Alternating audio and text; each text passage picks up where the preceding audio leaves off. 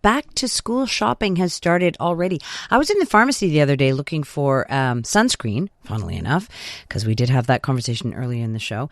And the shelves where the sunscreen were being shoved to the back because of school supplies. It's a big business also, to the tune of $4.5 billion a year. And according to a recent survey conducted by the Retail Council of Canada, most of that shopping will be done, guess what? In person. Not online. Santo Ligotti is the VP of Marketing and Member Services at the Retail Council of Canada, and he joins us on the line. Good afternoon. Good afternoon. How are you? I'm good. How are you? Excellent. Thank you. So it's only July. How early do parents start shopping for school supplies? I think really it happens all year, but what we heard from the over 1,400 Canadians that we did speak to, only 19% said they expect to finish it in one trip, right? Most say it's going to take them 2 or 3 shopping trips. Yeah. And it also stretches across the summer. We heard from Canadians that younger families start earlier, and parents of older children, concentrate their purchases closer to the return to school. So it's pretty much right from the end of school in June all the way up to September that Canadians are shopping and looking at what to get for back to school. Wow. Yeah, I mean, and I can get that, especially if you're a new parent, and you get that list and it's like, woohoo, let's get started on it. What about the average price? I don't know if that's a number, because it must vary widely.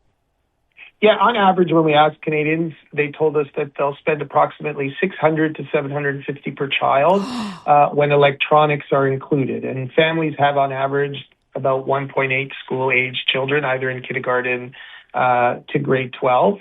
And that includes everything. That's the school supplies, clothing, snacks, backpacks, electronics, personal care items. So it runs the whole list of things that they need, that the children need to go back to school. Wow. So I don't know if you can answer this or if you've done any studies on this. We've been looking at this issue quite a bit here on our show, which is affordability. So, are there avenues for people who, $600 to $750 is a lot of money.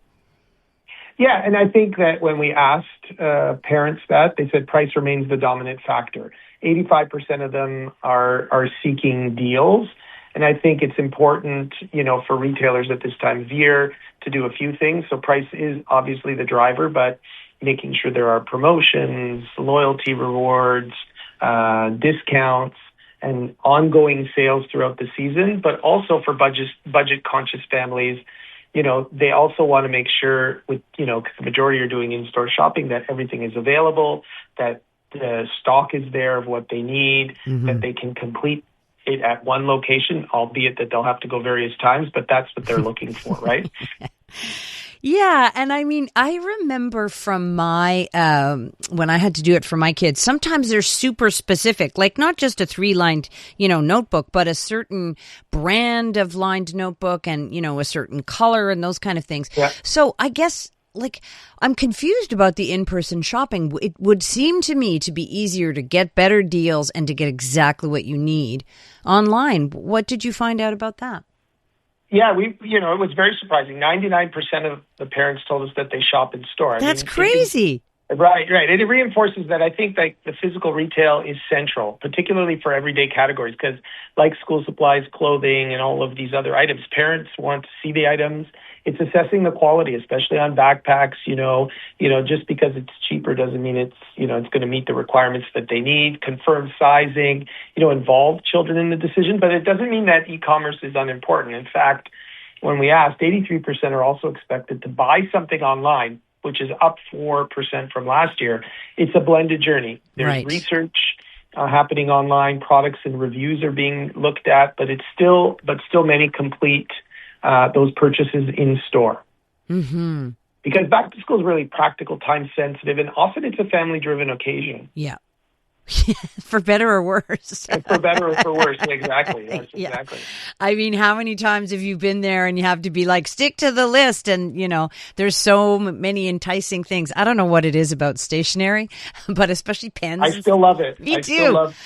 still love looking at stationery Me too. and all of that stuff at this time of year. I know. And then I used to try also to recycle stuff like from one year to the other. Like, for example, the colored pencils, my kids would always be like, no, Mom, everybody else has the new box. We want you. Yeah. But these already have your name on them. Okay, so you mentioned electronics. So how common is that for schools to force kids into buying? Like what? What are we talking about? Tablets, computers? Yeah, probably tablets and computers. I mean, obviously they have access to that through the school, but it's, depending on the age, it's, a purchase that's made to complement the learning at home, right? And access resources as they need to. It's probably not something that's replaced every year, but it's something that needs replacement probably every, 3 to 4 years. Yeah. And when they include that, it becomes a higher cost. But I think, what's interesting too is how much parents told us they're using AI to make all of these decisions, right? 44% told us that they're already using AI to help them, create what the right list is, right? It reduces that work and stress involved. They could provide a list, a budget, child's age, preferred stores, and then they get the recommended list with comparisons. Wow. And also reviews, right? So that they can make some, great decisions before they step into the physical store. Uh-huh. Yeah, I mean, that, of course, is new for me, but I guess that's practical, although in my experience, teachers, like I said, are quite fussy about, like, I don't care what AI says, I want the Hilroy notebook or whatever. Yeah. And so, on sort of, if you're talking about clothing and you mentioned snacks and electronics and all those things, $4.5 billion. It sounds like a massive amount. Can you put that in perspective for us? Like what does it mean to the economy and our family budgets? Yeah, it's a significant spend because there's over 6 million students between kindergarten to grade 12. So that's a significant number of students that require, a variety of school supplies and other related items when they're going back to school. Mm-hmm. So it's no surprise it reaches $4.5 billion just because of the sheer amount of students that we have. Albeit it's different for each depending on how old they are and then how many you have. And now on average, if people have up to 2 children, you're looking at quite a significant spend, right? Mm-hmm. So it's significant for retailers. It's a good view into what's going to happen for the rest of the year, right? So a very healthy back to school, sets up the retailers for the upcoming holiday season, right? Yeah, I guess and that's one way to read them, but also how are Canadian families that we know are struggling, to make ends meet? How are they coming up with that money? I mean, that's another whole story.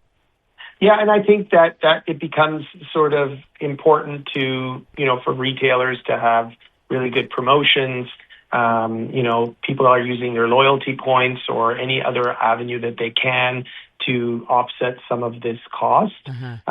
And what we're thinking, what we saw is like the most important trend is like you'll see, that customer loyalty can be fragile at this time of year. If a key product is out of stock, they're going to go to another retailer or they'll switch brands. So as much as price is the driver, it's what I mentioned earlier too, is that availability in store and the convenience of where to find that in store is important, right? In their decision. And, in looking at private label brands versus national brands and seeing which one provides the best value, but also the quality has to be there too. And they're looking at quality and value all at the same time. Right. Listen, really interesting talking to you, Santo Ligotti. Thank you. Have a great day. You too. You've heard the chaos. Now you can see it.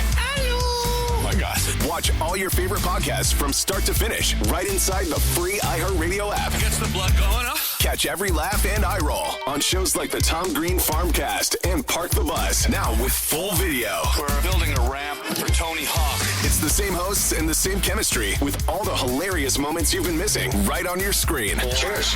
Open the free iHeartRadio app, search video podcasts, and tap watch